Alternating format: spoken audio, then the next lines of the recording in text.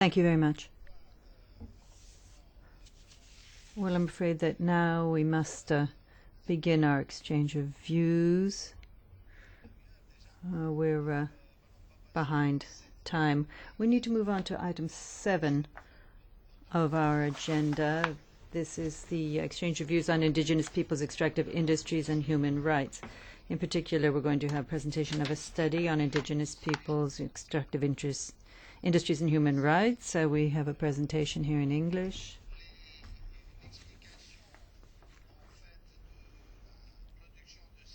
The explanation for this study is that during the last legislature, the Droit Committee organized a hearing on this same subject, Indigenous peoples, extractive industries, and how these industries affect Indigenous peoples, in particular with respect to human rights. One of the conclusions of the hearing was that it was necessary to delve more deeply into the subject and study the impact of the extractive industries on Indigenous peoples. In particular, stressing the vulnerability of these communities. Now, the time was right because in September in New York, there's going to be the Global Conference on Indigenous Peoples. We've seen the draft final document that will be adopted there at this World Conference.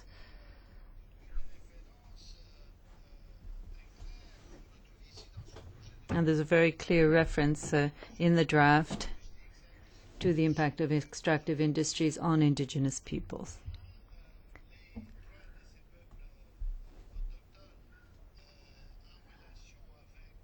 Now, the rights of Indigenous peoples have to be seen in connection with resources.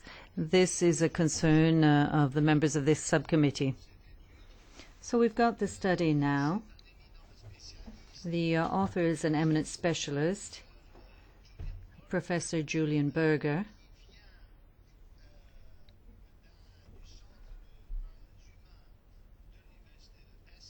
He comes from the Human Rights Center at the University of Essex in the United Kingdom. Welcome to you, sir.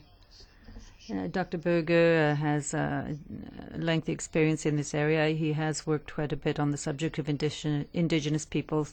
He's joined us today to present the study. I think it's about 30 pages long, so it's very, very dense. And I'm sure that you'll give us a brief 10-minute presentation. And Dr. Berger, you have the floor. Merci, Monsieur le Président. I will speak in English, which is my language. Because my notes were in Spanish. And also to thank you all for this opportunity to present very briefly the study that I was invited to prepare for the European Parliament, and also to say that you have the very good fortune, because I had prepared something that was rather elaborate that I could put on the screen, and in fact I'm not able to do so, so I shall talk from my heart, and therefore it might be a little bit much easier for you. The study that I was invited to undertake was to look at the human rights impacts of the extractive industries, oil, gas and mining, on Indigenous peoples. And I'll say something about the findings of the study shortly.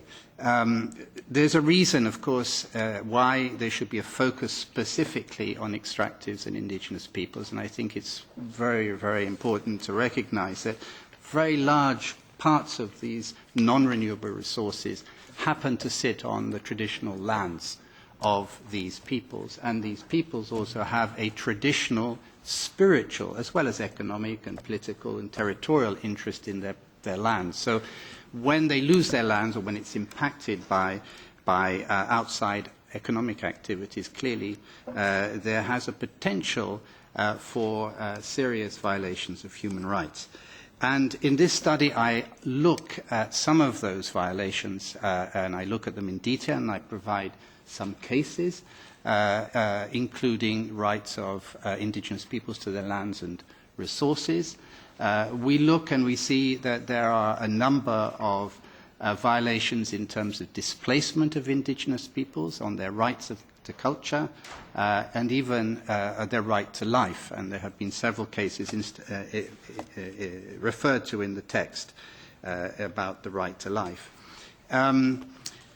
This is also a position that is verified and sustained in pretty well every international mechanism and human rights body. We have now in the United Nations system what is called a special rapporteur on indigenous peoples' rights. We now have had 3. The first one, a Mexican, made precisely a focus on what he called mega projects and identified particularly extractives as being one of the major sources of human rights violations. The special rapporteur, who has just finished his mandate, James Anaya, had the same focus of his study on extractives and on the impacts of extractive on human rights, and I quote at length from his reports on extractives, illustrating that there are major human rights violations associated with. And even John Ruggie, who is the special representative who developed the UN's guidelines on business and human rights, notes that extractives produce some of the worst human rights violations, and these in particular affect indigenous peoples. We're talking about a context in which indigenous peoples have now clearly established rights. These rights are accorded through the Declaration on the Rights of Indigenous Peoples, which was adopted by the UN General Assembly in 2007, with support from the European Union, in fact with the active support of the European Union. And also there is a convention of the International Labour Organization specifically focusing on indigenous peoples and tribal peoples, which is ratified not by many states, not more than about 20, but primarily in Latin America. So we have a framework of rights, and they're well established. And we have increasingly a jurisprudence coming from bodies such as the UN treaty bodies, the human rights bodies that monitor treaties, and as well such as the Inter-American Court of Human Rights has taken some judgments in connection with indigenous peoples and extractives. What are the principal findings of this report? Well, first of all, that there are ongoing violations of rights of indigenous peoples. We have, of course, industry itself taking some action towards improving the situation, and I have recognized in the report specific activities of the International Council of Mining and Metals, and the same for the industry equivalent in oil and gas. They have produced a lot of guidelines, voluntary guidelines in relation to human rights in indigenous peoples. Notwithstanding these measures, which are voluntary, they continue to persist violations of human rights. And in practice, many companies that actually have activities on indigenous people's lands do not adhere to the tenets or the principles that are maintained in their own guidelines. So we have really a very important human rights dilemma.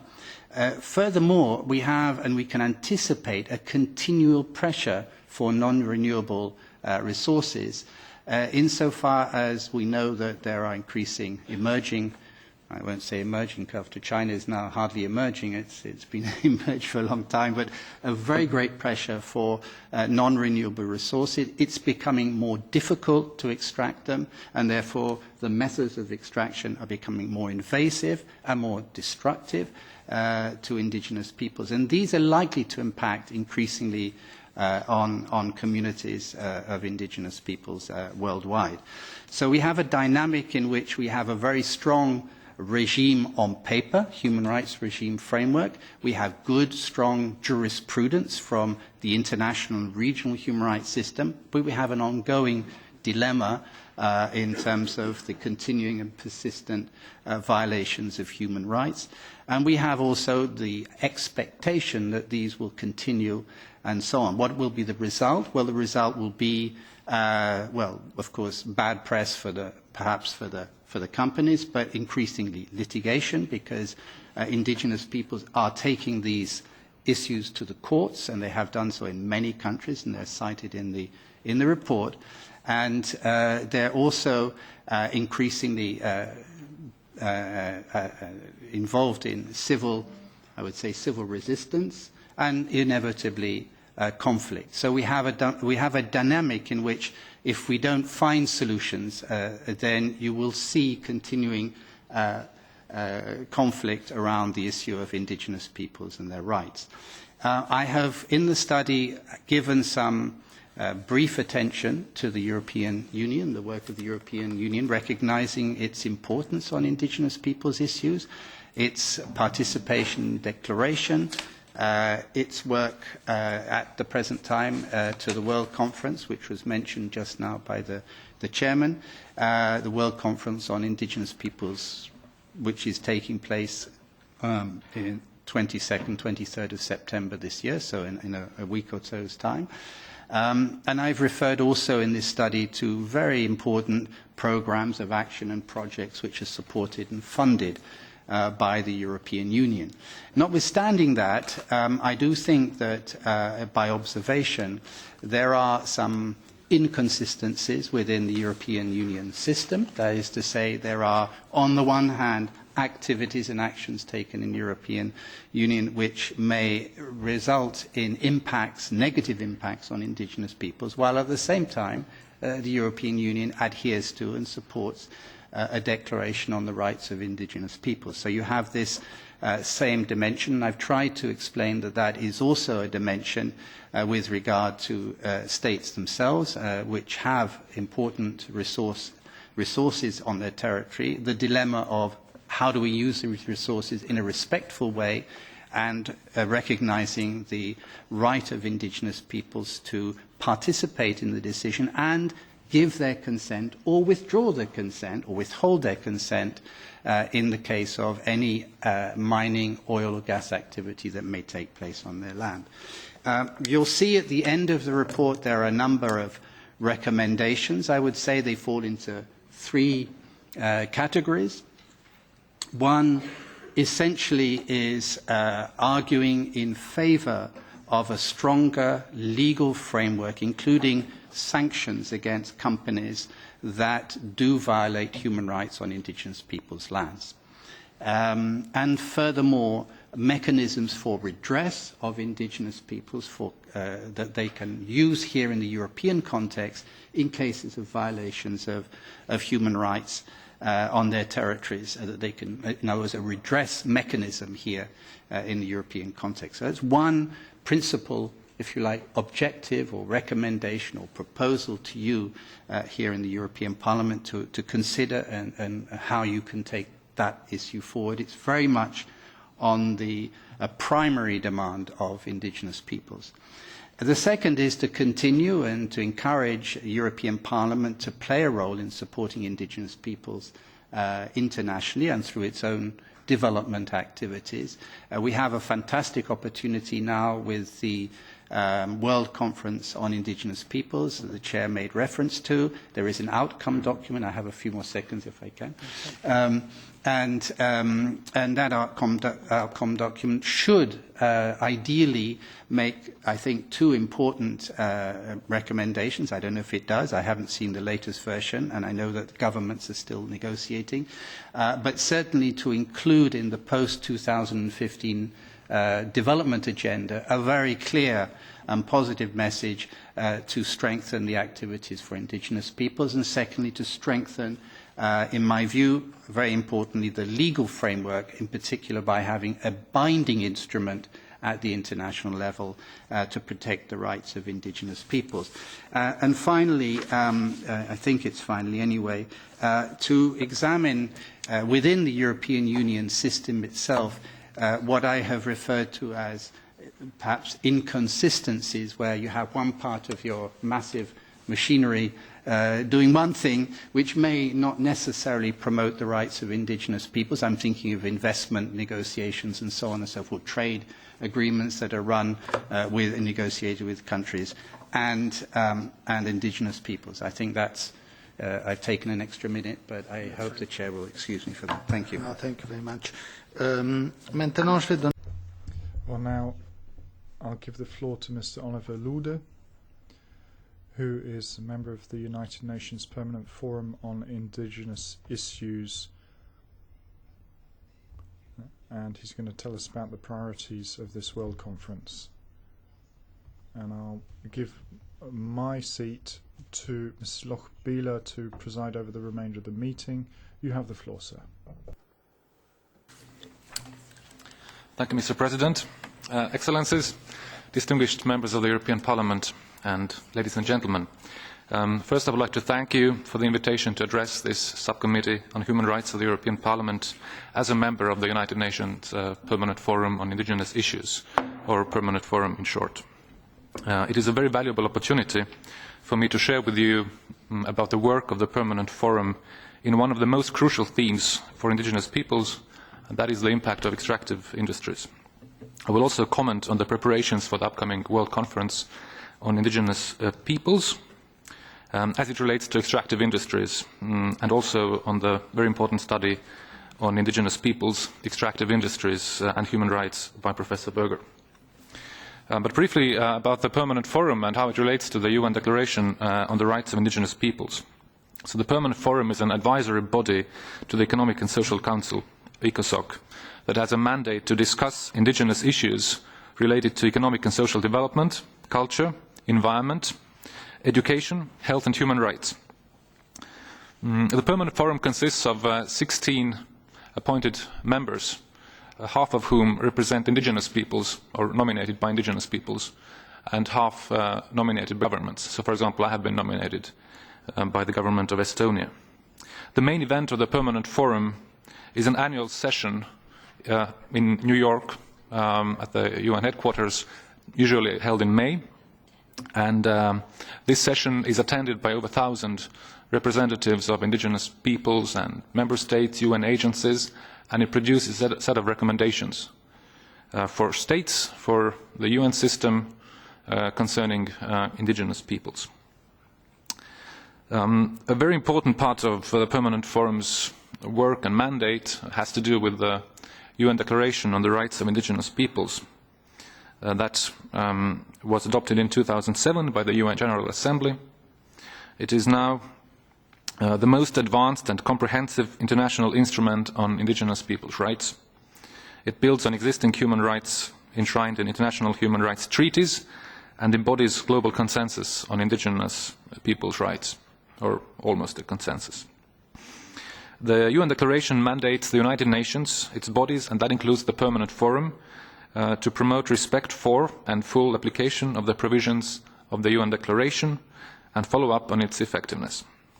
Now, coming to the theme of extractive industries, as we are aware and as Professor Berger just now mentioned, on many occasions extractive industries have consistently violated the human rights of indigenous peoples, as stated in the UN Declaration on the Rights of Indigenous Peoples, especially rights related to lands, territories and resources, but also in some instances to the right to life. Often these violations occur as a result of a kind of a collusion between extractive corporations and states, with indigenous peoples left on the sidelines or entirely removed from the process of planning and making decisions about those investments. As Professor James Anaya, former UN Special Rapporteur on the Rights of Indigenous Peoples, has stated, the prevailing model of resource extraction is one in which an outside company, with backing by the state, controls and profits from extractive operation with affected indigenous peoples, at best being offered benefits in the form of jobs or community development projects that typically pale in economic value in comparison to profits gained by the corporation. Now, how has the Permanent Forum addressed this issue of extractive industries? Responding to concerns raised by indigenous peoples at several Permanent Forum sessions. In 2009, the Permanent Forum organized an expert group meeting on extractive industries, indigenous people's rights and corporate social responsibility. At that meeting that was held in Manila, indigenous peoples reported that some businesses have caused or contributed to adverse impacts on indigenous people's rights, and in some cases such impact has been irremediable. The expert group meeting recommended that states would review laws and policies and structures on extractive industries that are detrimental to indigenous peoples and ensure consistency with the UN Declaration on the Rights of Indigenous Peoples and other international instruments protecting the rights of indigenous peoples. The meeting also recommended states to ensure that the legislation governing the granting of concessions includes provisions on consultation, free, prior and informed consent, in line with international standards and, importantly, which recognize the right of indigenous peoples to say no. Since then, the Permanent Forum has adopted several recommendations on extractive industries. In 2009, following up the Manila Expert Group meeting, the Permanent Forum called upon states and corporations to fully recognize the presence and effective participation of indigenous peoples in all negotiation processes relating to the entry of extractive industries into their communities, consistent with the UN Declaration. And in 2012, following up on those previous recommendations, the Permanent Forum called upon states to uphold the right to free, prior and informed consent of indigenous peoples and avoid, minimize and adjudicate disputes arising from extractive industries projects. Now, one can legitimately ask, what, if anything, has been the impact of those recommendations? I must say that no thorough assessment on this issue has been conducted to date. However, we do have evidence that some member states, including Finland, Spain, Bolivia and Mexico, talking about the UN member states here, have reported to the Forum certain level of compliance with its recommendations on extractive industries. If anybody is interested in those specifics, then they will be available in a longer version of this intervention. Also, individual members of the Permanent Forum have prepared specific reports on the impact of extractive industries, including concerning the situation in Mexico and Australia. Members of the Permanent Forum and the Secretariat have worked together with the United Nations Global Compact and the Business Reference Guide on the UN Declaration on the Rights of Indigenous Peoples, launched in 2013. Also, members of the Permanent Forum have participated in the sessions of the Office of High Commissioner on Human Rights Forum on Human Rights and Business, that advocates the inclusion of indigenous people's rights into the work conducted by this important forum. The Permanent Forum remains committed and intends to discuss the impacts of extractive industries on the rights of indigenous peoples also going forward, and will offer this topic due attention during its future annual sessions, recommendations and other venues available to it. Now, coming to the World Conference on Indigenous Peoples. So as you know, this conference will be held in less than 2 weeks. It is organized by the UN General Assembly, by the Office of the President of the General Assembly. I should make that distinction clear, that this is not a conference organized by the Permanent Forum, whom I represent here. This World Conference will be attended by heads of state and governments, ministers and other high-level officials. There is an expectation that this conference will be an opportunity to share perspectives and best practices on the realization of the rights of indigenous peoples. Some more, say, recent information about how the preparations have involved the topic of extractive industries. The Secretariat of the Permanent Forum has informed me that during the consultations for preparation of the outcome document of the World Conference, indigenous peoples frequently raise their concerns over the activities of transnational corporations and the impact of their activities in the exercise of their rights. The draft outcome document makes right now a concrete reference to extractive industries and indigenous peoples in its paragraph 18, where states, quote, commit to address the impact of major development projects, including extractive industries, on indigenous peoples, and to ensure transparency and benefit sharing.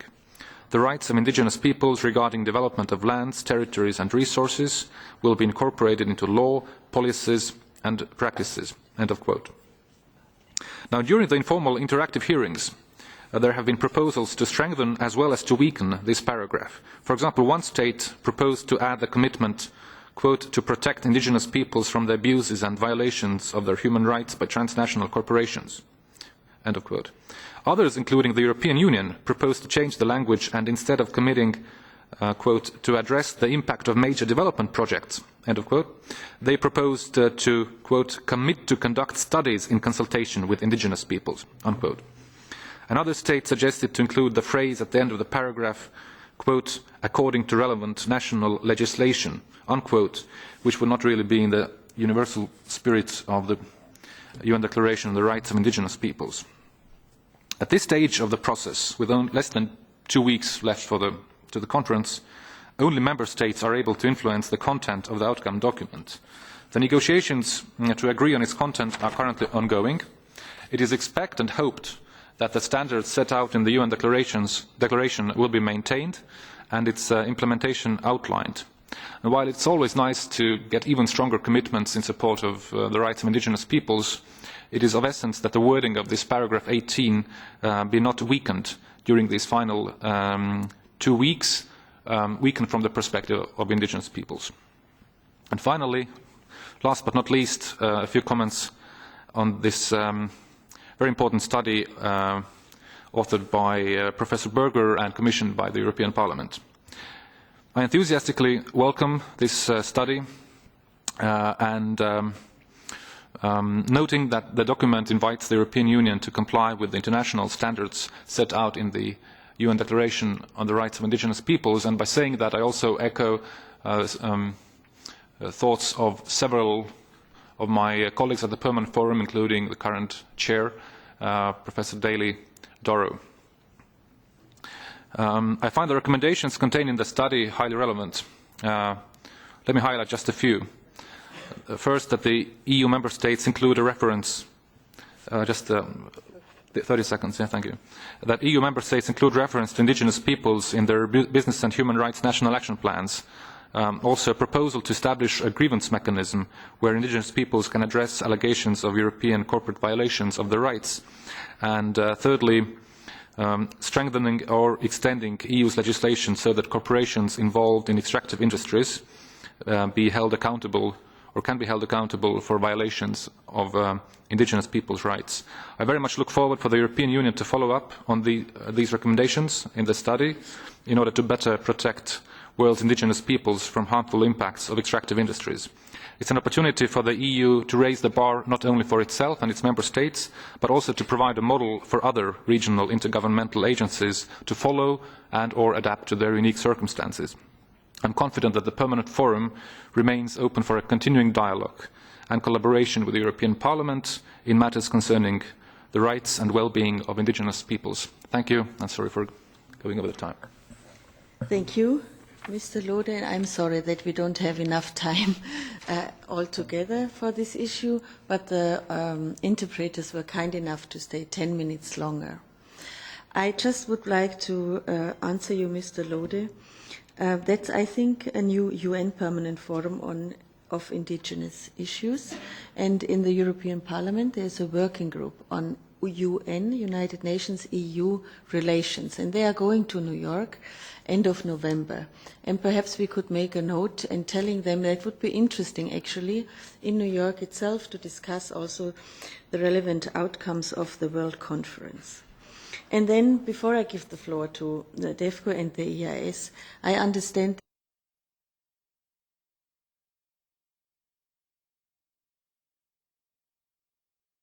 framework and a redress mechanism. And I would connect this with a question to the people. I give the floor now to DEFCO and DG DEFCO and EIS. How do you see this? How do you see a more binding rules at EU level to promote due diligence and human rights monitoring, to be able to prevent businesses from violations and to hold them accountable? And as time is short, I would also like your question. It has been raised here now on the conflict minerals several times. There is a proposal in the making on a regulation on conflict minerals, which is a voluntary scheme based on self-certification. And I think perhaps you could comment also on this. If this, why should it be only voluntary and not. So now we have Madame Gant from the Human Rights Unit of the EIS, and then we have Madame Mendes from DG DEFCO. And I know you are very much into the subject, but nevertheless I ask you to be brief because of this time, and I have to give and would like to give the floor to colleagues as well. So Madame Gant, please. The EEAS would like to thank the DROIT Committee for taking this important initiative of commissioning this study on indigenous peoples and extractive industries and human rights. We would also like to commend Mr. Julian Berger, the author of the report, for highlighting the intersection of indigenous peoples' rights and the extractive industries, and to put them into a European perspective. We have also listened with great interest to the statement of the Permanent Forum member, Mr. Olivier Lode. The rights of indigenous peoples are a priority of the European Union, and as such figures prominently on the EU Human Rights Strategy and Action Plan. This obliges the EU to integrate the rights of indigenous peoples, as they are spelled out in the Declaration on the Rights of Indigenous Peoples, into its actions and policies. As the report points out, many violations are perpetrated by or are the results or the adverse impacts of the activities by third parties, such as the extractive industries, even in countries where there is a strong state of rule of law. Preventing or bringing the violations of non-state players to justice can be challenging. We will continue to engage in a coherent manner in international processes and in our bilateral relations with third countries in activities that will put an end to the impunity of human rights violations perpetrated towards indigenous peoples, including those perpetrated as a result of the activities of extractive industries. We are also very much involved in the preparation for the World Conference on Indigenous Peoples, as has been mentioned several times already this morning. And we also, like you, believe that it's important that the outcome document has a strong, substantive element of provision related to the free prior consent of indigenous peoples when it comes to their rights to their land and resources. We hope that we believe that this outcome document, along with the report commissioned by the DROIT Committee, as well as the consecutive report of the UN Special Rapporteur on the Rights of Indigenous Peoples, Mr. James Anaya, on this subject matter, will make an important contribution towards the deliberations and the work that lies ahead when it comes to indigenous peoples and extractive industries. We thank you once again. Thank you.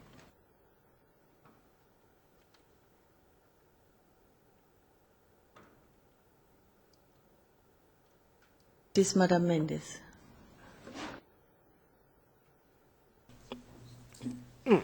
Yes, thank you. Thank you very much to Professor Berger and also to our representative from the Permanent Forum. It's very, very interesting. We feel that we are in the good track in DEVCO. I would like just to mention very briefly what the operational part of the European Union is doing concretely. Through the European Instrument for Democracy and Human Rights, we are supporting some of the United Nations agencies working on this topic. Speaking about the World Conference on Indigenous Peoples, I first have to say that we are very proud. We will be active there in a side event where we will be launching a project specifically to allow the monitoring of the UN declaration. And of course, monitoring means also giving the strength to those articles relating to the impact of some industries on indigenous peoples. This is the first thing. We constantly and we have a long relationship with the ILO for the advancement of the Convention 169. We are establishing also a relationship with UNIP, which is a gathering of UN agencies on indigenous peoples. These are not concrete yet, but we are already in the conversations. Very recently also, going back to our field work, we are recommending always our colleagues in the field, in the EU delegations, to always refer to the documents that the Commission itself has produced on this topic, based on all the documents on social corporate responsibility, and they are.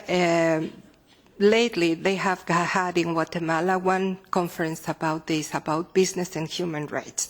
Now, I also have the honor to work with civil society, and we have several projects also directly with the organizations, indigenous organizations.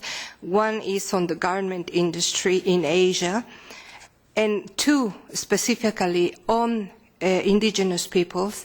One in Asia that tackles those are coming from the human rights defenders call for proposals, so that they are very specific.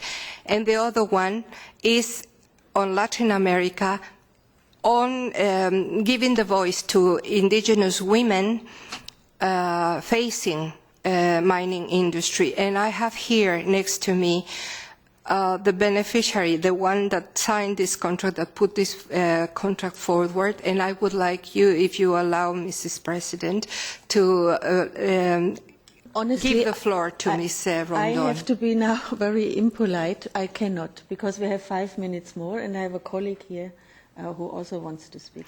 But I'm sure that we will come back to the issue on indigenous people's rights and conflict minerals and business and human rights in the next 4 years, and also when we work, as we discussed this morning, what are the concrete actions and the policies. And actually, in order to save time, I have not heard from you and from the EIS an answer on what do you say and what is your perception on the need for more binding rules. But I think it would help me a lot, actually, if you can come back to me in writing, just briefly. And then I can also give it further to Mr. Berger. Now, I have seen Herr Gerke, I have seen you. Is there other Parliament members who want to take the floor? So I can't. Mr. Corrao. So now we have 4 minutes more. Also ich kann es auch in Deutsch sagen. Wir haben jetzt 4. I can do this in German. We've got 4 minutes with interpretation, and then simply interpretation will stop. So we either have to carry on in English. We on the top table could do that, or we can help you out. But my English isn't brilliant. Mr. Gyarke, please be brief. Ja, sehr geehrte Frau Vorsitzende. Thank you, Madam Chairman, ladies and gentlemen. I grew up in Papua New Guinea. I spent most of my childhood there, and I welcome today's focus on indigenous peoples. I think the European Union, as the biggest actor when it comes to development policy and one of the biggest economic areas, has an obligation to indigenous peoples and must dedicate attention to them. What I'm concerned about is maintaining the cultural and linguistic diversity. About 350 million people around the world are considered as indigenous peoples. In Papua New Guinea alone, there are more than 800 indigenous peoples with their own languages. So languages are then one of the central defining aspects of being able to maintain indigenous people's rights. So this diversity is not just a question of being promoted within your own continent We have to make sure that the maintenance of indigenous languages and cultures should be part of our development policy in the longer term. We need to help children in these societies to have lessons in their own languages, for example. I would have had a great deal to say on extractive industries as well, but maybe I'll just stick to that particular point. Let us, of course, try and get rid of practices which are not acceptable. Let's help the families that benefit from this and help indigenous peoples in these mining areas to maintain their languages. We should allow them to grow up in a safe environment, to have some a decent level of self-confidence so that they have some power to stand up against global companies that come into their areas. Thank you. Thank you, Mr. Gyorka. I'll reiterate. The action plan as of 2015 from the External Action Service is something that is developing, and I think we can make some detailed proposals there. So this isn't just a one-off occasion. Mr. Colon. Grazie. Thank you. And thank you very much for your presentations. On the whole question of the impact of extractive industries on indigenous peoples, this is something which doesn't give rise to so much interest in public opinion, and as you know, a number of people have left this very room half an hour ago. So it's not in the headlines, but there are very serious human rights issues. The presence of oil, gas and other resources often means the destruction of the lives and traditions of entire peoples, entire communities who've been living there for hundreds of years. And this passes in complete silence in the international community because these operations are carried out by large multinationals who have lots of money to buy silence as well as resources. So there have been hundreds of human rights violations. And generally speaking, we're talking about an economic colossus who is able to influence the government so that it doesn't defend the human rights of the communities affected. There are many, many specific examples. One of the most recent ones was the hydro dam Santa Cruz in Guatemala, where they are where the Uchis community lives. Many NGOs have reported on this. Apparently, the Guatemalan government has started repressive activity against the indigenous community's resistance to developments there. Now, your analysis is quite right when you talk about protective instruments and proper management. But my question is, how can you achieve this? If the European Union, even within its own territory, can't manage to make use of instruments which are supposed to protect local populations from the extractive activities in Europe, then how, using what instruments, can we stop the arrogance of multinational corporations in third countries? And finally, on compensation measures, I wonder why we don't go and monitor the relationship between the profits of the multinationals where they extract resources and the well-being effect on the indigenous people as a result of compensation measures. Thank you.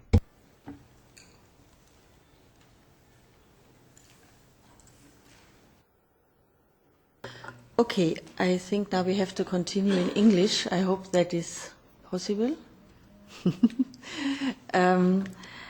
Actually, I have not a complete answer. I'm not an expert to your questions. But may I recall that this regulation on conflict minerals, which is prepared either by DG Trade or DEFCO, I have two informations there. I think particularly also when reading the study from Professor Berger, there are so many human rights aspects concerned. We should, as the DROA committee, and I give it to the committee, actually ask for an opinion when the Trade Committee or the DEVE committee is discussing this, so we can have a specific focus on how to protect and to promote the human rights of the people there. And I think I would like now finally give the floor to Professor Berger briefly. Very briefly. Yeah, no, very briefly, because you made you asked me a question which is impossible to answer in 1 minute, which is basically how do you establish a legal framework to, if you like, create some forms of sanctions or, let's say, constraints upon extractive industries.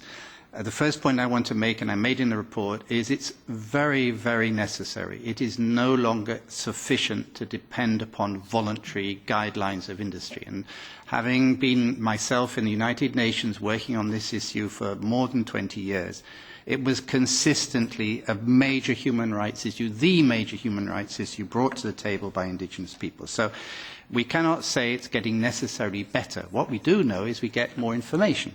So it's necessary. You have in the EU plenty of models, regulations, directives, and so on. How you would do that, you're the experts, I'm not. I'm sure it wouldn't take very long to see what kind of directive or model that would be a suitable one, that would create the kind of constraints that would work with industry, because some industry is actually quite willing to have constraints, as long as everybody has the same constraints. So I think that's possible. And finally, I think you do have some initiatives. You mentioned the raw materials, conflict minerals rather, which is an issue where you have made some progress. You've made progress on illegal logging and things of this kind. So you have plenty of examples of effective mechanisms. So I think it's just a question of setting out and having the will to do something, make a study or make a consultation and see how that works. The last point I wanted to make is to go back and to say that the EU, like everywhere, is inconsistent. It does one thing on one side and another thing on the other side. It's defending indigenous people's rights on the one hand. At the same time, it may be undertaking activities which actually do not promote those rights. So let's see exactly how that is functioning and make sure that we are all concordant and working in the same direction. Thank you very much. Thank you. Thank you both for coming to us. And I think the study will be public soon, so I also refer to the study that this can be used. And I think you, Madam Mendes, and also others have alarmed me that we have experts who followed or are even outside waiting for some of us to speak with them. They're coming from countries where problems are. There are problems with conflict minerals. I only know that one Professor Rusembuka is here from the Democratic Republic of Congo, and Madame Chimange from the Justice and Peace Commission of Zimbabwe, and I think they wait outside, so you can continue to discuss this more. And as we are establishing also the DROA agenda for the next 5 years, more or less, I assume that with this International Conference on Indigenous Rights and with the cluster on business and human rights, the subject will be much more on our agenda. So thank you. And then my last point is only to tell you that the next session, and the only session in September, I think the 25th has been cancelled. So we have only the 24th for a DROA session. Thank you.